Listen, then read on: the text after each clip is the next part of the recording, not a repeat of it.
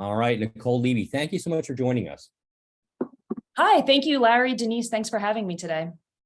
So we've been talking about the concept of a public bank for a while on our show. Honestly, I was thinking about it.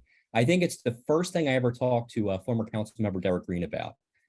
Years ago, we were discussing this. It's such an interesting idea, and we've kind of watched it go from a plan to legislation to where we are now. But before we get to where we are now, can you tell us a little bit about what a public bank is? Great, sure. I love that question. It's very big.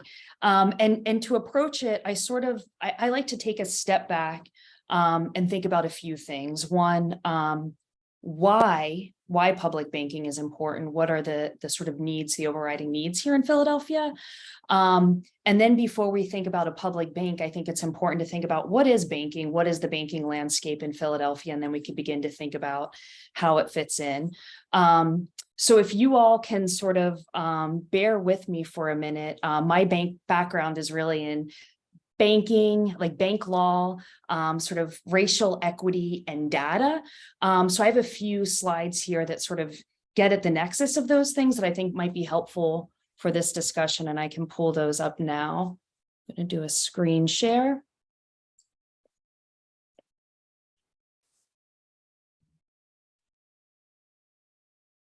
Are you all seeing?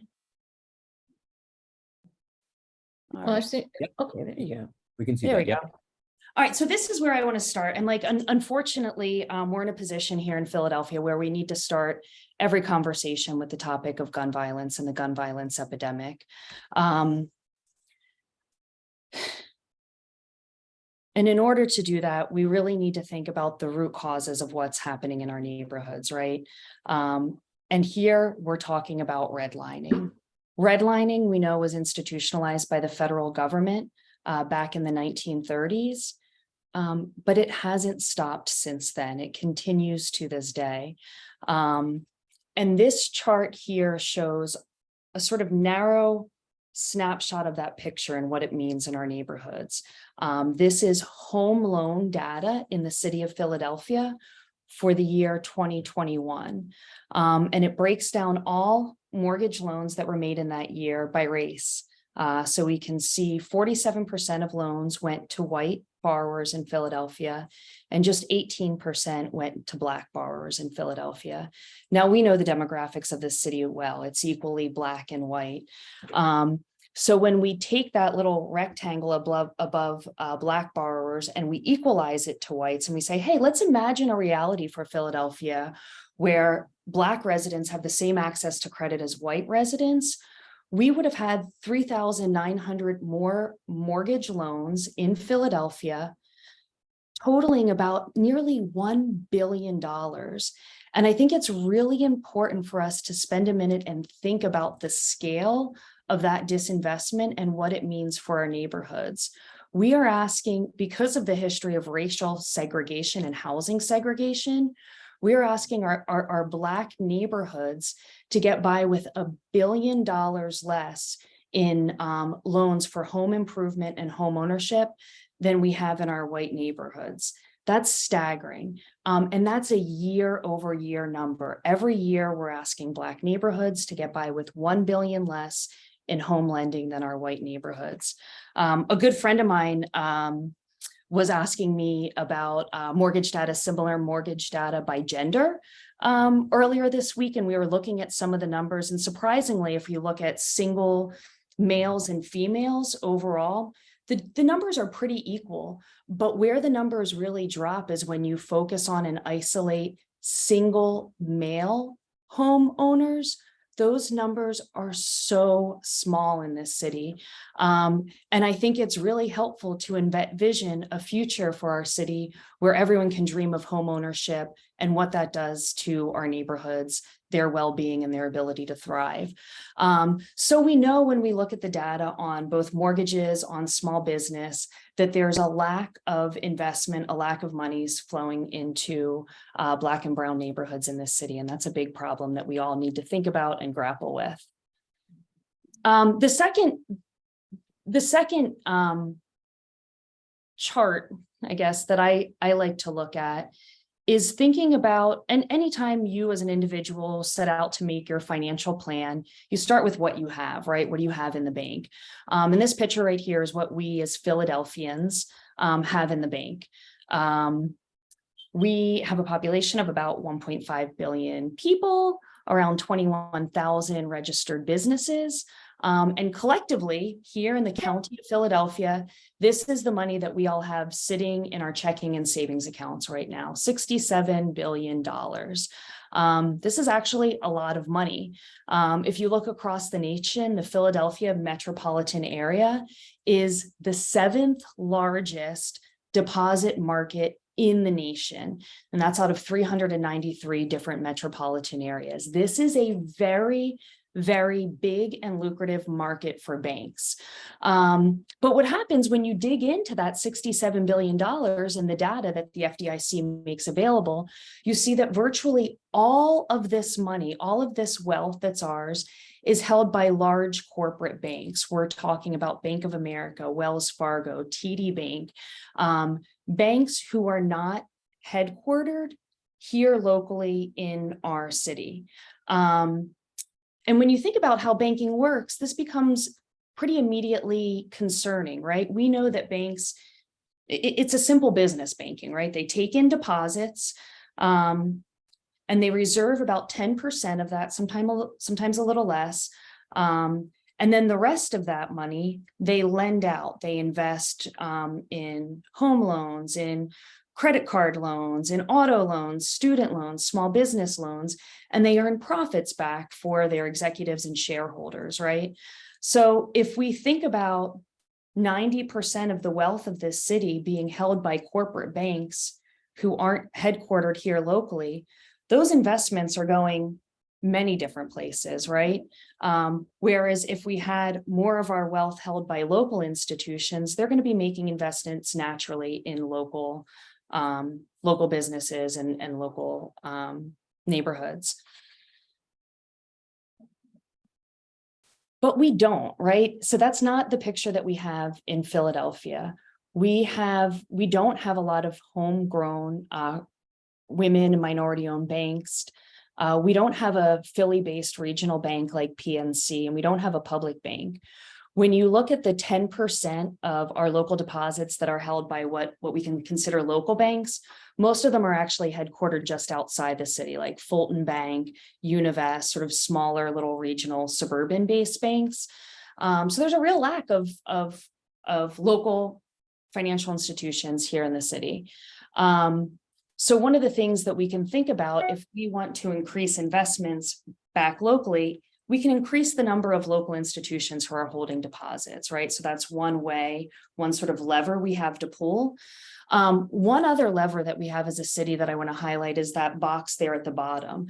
And that's that there's a lot of banking laws out there that banks are subject to. Things like the Community Reinvestment Act, which requires banks to make loans in low and moderate income communities, both mortgage loans and small business loans, and to make a wealth of other investments in low and moderate income communities. We don't really have an authority or anyone locally here in Philadelphia who's actively monitoring banks' performance under the Community Reinvestment Act. These examinations are made public.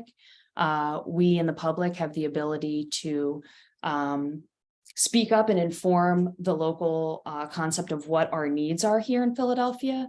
We have the ability to get involved when banks apply for mergers and acquisitions through the Federal Reserve to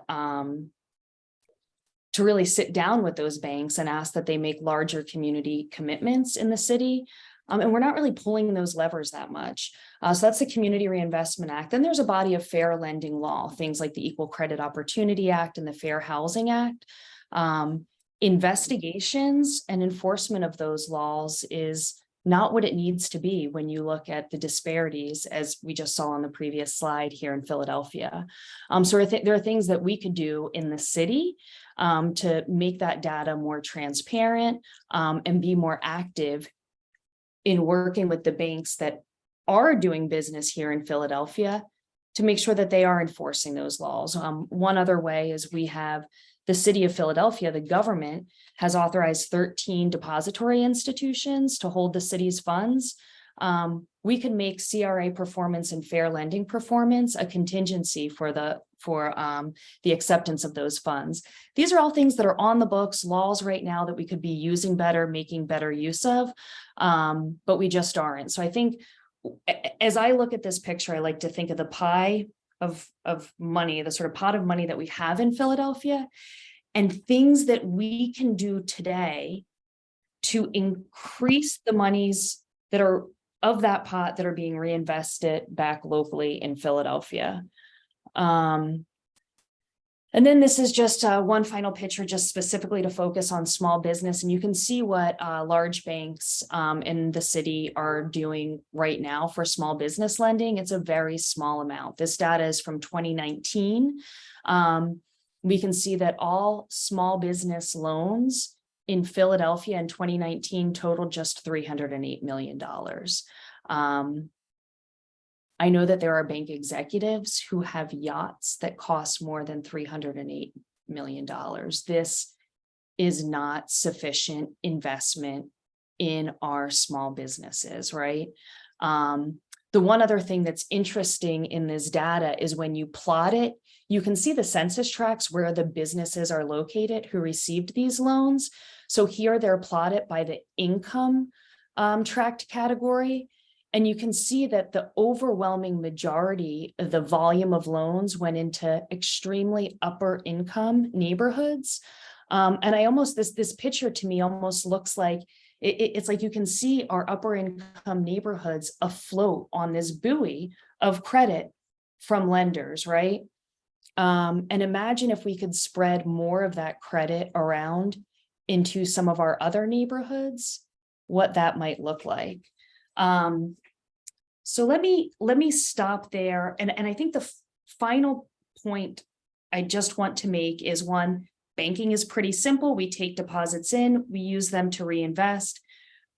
Banks are not investing enough in our communities right now. And the kinds of investments that make our neighborhoods and our people thrive are really investing in home ownership and investing in small businesses. So these are areas where we have very big gaps right now as a city. And I think that is what we need to start talking about addressing and filling those gaps. So let me pause there before we pivot then into how public banking and the authority fit in. Go ahead, Larry. Well, and that would be my next question, because when we look at all these issues, and one thing I really appreciate is the way you sort of frame that, right? When we talk about gun violence, I think one of the key drivers for gun violence is poverty. One of the key drivers for poverty is this institutional racism we've seen. And let's be honest, it's not just 50 years, it's not just 100 years, it's since the founding of the nation that we've been dealing with this, and we haven't made this right yet. If you can, I don't know that you can fix the history. That's just never going to happen. But we're still doing some of the same things, maybe just calling it a different name now, and doing some of the same, still having some of the same issues. So when we look at the current landscape of finance and banking, how does a public bank start to rectify some of the issues you talked about? So I think there's two things. One, Reverend Holston has been working very deeply on this issue of gun violence, and really taking a close look at the 57 blocks across the city that are most impacted. And he talks about it in terms of the Jim Crow of the North, right? And how do we take account for it? And I certainly can't do that by myself today on this call. But I think it is important that we do that kind of accounting and understand the scope and what that does to neighborhoods. So I think that is a starting point, and that's work that needs to be done.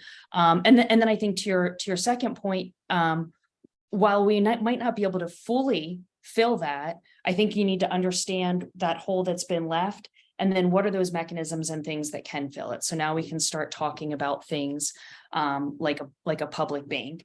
I see the public bank as fitting in part of what needs to be a blossoming of local financial infrastructure. We need a diversity of we need more. We have one, Philadelphia, luckily, has one of the very few Black-owned banks in the nation, right? There used to be a lot more. If you look at that, just the number of banks, banking is a very successful business. It's easy to make money banking. They don't fail, but there are a lot of mergers. There's this trend of biggering, and the number and diversity of banks has really dwindled down very small. So I think we need some more local financial institutions, PNC, like Pittsburgh has PNC, these large institutions to help ground it. You need a whole diversity of those things. The importance, as we start to talk about things like public banks, or what we have in Philadelphia now is this idea of a public financial authority as a stepping stone to a bank, it's really talking about democratic and transparent governance of how investment decisions are made by those banks. And I think that's really material, because it allows us to begin to step aside from just the strict profit margin of sort of biggering the business itself, and thinking about our economy as a place of people where we get community advocates who are familiar with housing struggles or small business struggles in our local neighborhoods, right? We know what our needs are, and you put those people in charge of thinking through decisions about where we most need to invest in order to grow the economy. And that's something that the city doesn't have right now. If you look at the mayor's refusal to appoint the board of directors to the financial authority, one of the things he's talked about is the fact that there are other agencies, there are other authorities that do this work. He'll talk about the PIDC. The PIDC is very clear in their mission. It's to enhance business opportunities. It's to make Philadelphia a good place for businesses, which is great. That is important work. But that's not the work of making our neighborhoods places to thrive for residents who live here. So I think that's one very important distinction, right? Really raising up residents and neighborhoods into positions of authority for decisions about where we invest our wealth as a community. Do you see the city maybe saying, okay, we're going to take our operating budget, we're going to put this in the public bank and use that as a repository to make our payments, and then say we're going to take a little bit of that budget and we're going to earmark it towards, let's say, small business loans for parts of the city that have been ignored and subject to redlining? Yeah, I mean, I think that conversation jumps ahead a little bit. We don't have a public bank yet. And I think as people start thinking about the conversations of taking the full city budget, all of its funds, and sort of holding it in this public bank that doesn't yet exist, I think that can give people agita or sort of get people nervous. But that's why I think this idea of a public financial authority is a stepping stone that begins to build some of the basic infrastructures of transparency, of developing policies, procedures, and practices for how to invest loan funds prudently across the city. And we begin to see how you can build business models charging very modest interest rates, right? To invest credit and money where it needs to be, and folding those returns back into things that could do things like pay down the city's debt. I think it's crazy that 10% of the city's budget every year goes towards debt payments. Yeah. If we just took some pockets of our wealth and were investing it ourselves, we could begin to pay down that debt. So I think those are some of the things I like to think about in terms of the incremental ways a public authority could begin to exercise prudence, demonstrate impact, and really build the mechanisms for transparency that starts to bring people and communities into this idea of what is our local economy? What does it look like? How do we make money? Where do we invest it? I think there's a lot of room for education and just getting us to think a little bit more as a collective. Like we are not, I mean, in some respects, we are America's poorest large city, and that's because we haven't been investing in ourselves. But as we start to realize what we have and that we are wealthy, we are the 7th largest deposit market in the country. And if we start to get a little bit more intentional about what we all collectively do with that money, where we invest it, I think that's where we're going to start seeing the economy shift.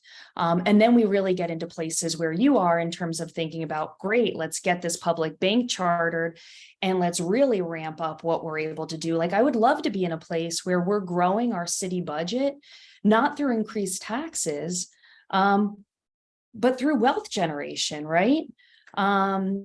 It's this thing that can springboard. So I think I think there's so much promise in this idea of a public bank and what it can do. But I think as a city, we also have this public financial authority that city council has put in the mayor's lap right now. And I think this is a really great opportunity for us to start thinking about, well, how can we use this authority to make our economy more fair, make the kinds of investments and move us closer to that eventual public bank. And I think it's important. We need a healthy financial ecosystem. Nothing about what I'm saying is anti-big bank or but it can't be all big bank. We need lots of different financial institutions, and a public bank absolutely should be one of those key institutions for the city. Okay, I'd like to bring Denise Clay Murray here on the Philadelphia Hall Line. Hi, Nicole, and thank you so much for taking the time out to talk to us. You mentioned the authority that city council chartered and said, hey, look, we want you to do this, Mr. Mayor, but the mayor has pretty much decided he's not going to do it. Where does that impasse stand now? And what can citizens who want to see a little bit more oversight over the city's banking processes do to get that oversight put together, despite what the mayor might want to do? This is, Denise, this is like where the conversation jumps to one of like financial mismanagement that's happening in the city right now, also to one of like a severe disruption of the democratic process. And it's really disheartening. The Public Banking Coalition and its allies had been doing the work for years, building coalitions, organizing, finally made a lot of great progress last year, working with Derek Green, who had been the champion for this legislation, to draft the creation of a public financial authority. They had the Pennsylvania Department of Banking came in and reviewed this legislation. The mayor's department reviewed, edited, commented on this legislation. It passed city council by a vote of 15-1, came back from the mayor without objection. The city clerk put the stamp on it. This is now the law of the land. This ordinance is the law of the land. The mayor shall appoint a board of directors to stand up the public financial authority. And he's not doing it. He's completely disrupting the democratic process. And this is really disheartening. So your question is, what should we do? What do we as a people do? I think we need to stand up and call it out. And we really need to hold our elected officials accountable to the democratic processes that have been established here in this city. That said, how hopeful am I that the mayor is going to get on board and embrace democracy? Not very much. I think right now we're really looking at transition in power. The mayoral election is gearing up for 2023. And I think it's incumbent upon all of us to do the work, organize, meet with the candidates, and make sure everyone understands how important one, investing in our neighborhoods is, and in particular, investing in our Black neighborhoods. It's important that these candidates understand how a public financial authority and a public bank could help drive investments to where we, the people, need them to go. And I think then fund and support the work of this authority. I think that's what we're looking at. That's the work that needs to be done. Okay, now in terms of where the city deposits its money, now you said that we're like the 7th largest depository in terms of like banking systems and stuff. you know, is most of that money like stuff that goes into like development for different things? Or, what, because I freely admit that the reason why I am a writer is because me and math do not get along at all. Yeah. So when I'm listening to all of this, and I'm just like your normal average everyday citizen, I'm like, okay, I understand what you're talking about in theory, but how do we put it into practice? Yeah. So two things.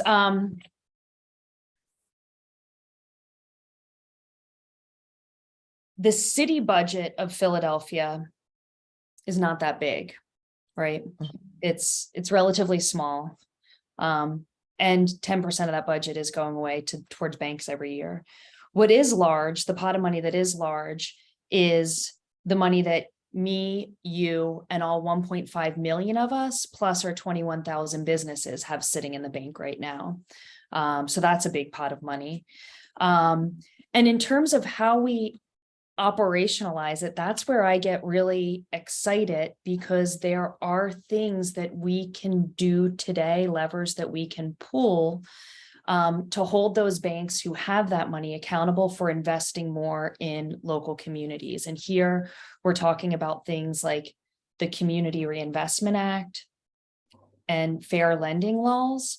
What I think the city needs, and I don't know if it's our treasurer or someone in the mayor's office who's really paying attention, looking at this data, holding banks accountable.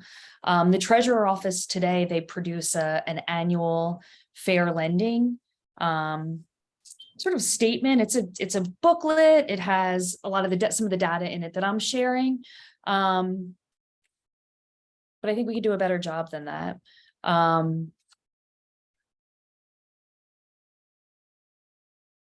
So that's we as a public, but I think your question is specifically talking about then the city's budget, our municipal funds that are held by these 13 authorized depositories. And here again, I think is where the treasurer is the one who controls, okay, among those 13 depositories, where are those funds? Are those they at Wells Fargo, TD Bank, United Bank? These are some of the authorized depositories. We could make decisions to say, you know what, if you want to hold our funds, if you want our funds, we need to make sure that you have an outstanding rating in your CRA performance. We want to see your lending totals not have any hint of redlining in them. I want to see your lending to our Black residents be more on par with your lending to our white residents. These are some of the conversations, some of the information that we as a city could start putting out there, publicizing, to hold them accountable, because these are laws. Banks, they hear that and they know that they're on the hook to do a better job. We just need to make some noise and tell them that they need to do a better job. So I think those are some of the things. It's like I look at these laws, these bank laws, almost as strings, like puppet strings that can pull on these banks. And we as a city has just sort of let those strings sit there. I don't know if that metaphor makes sense. We're not, Yeah.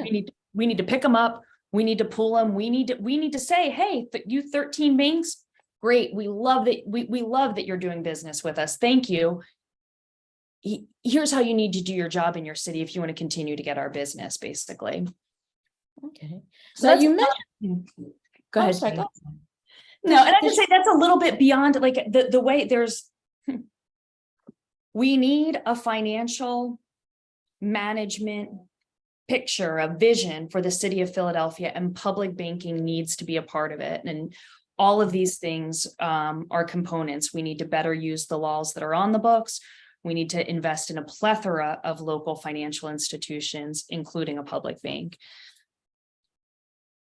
okay, now you mentioned the 2023 mayor's race and the fact that it's looking like that it's going to take that transition to get us to a financial regulatory authority, the one that city council passed.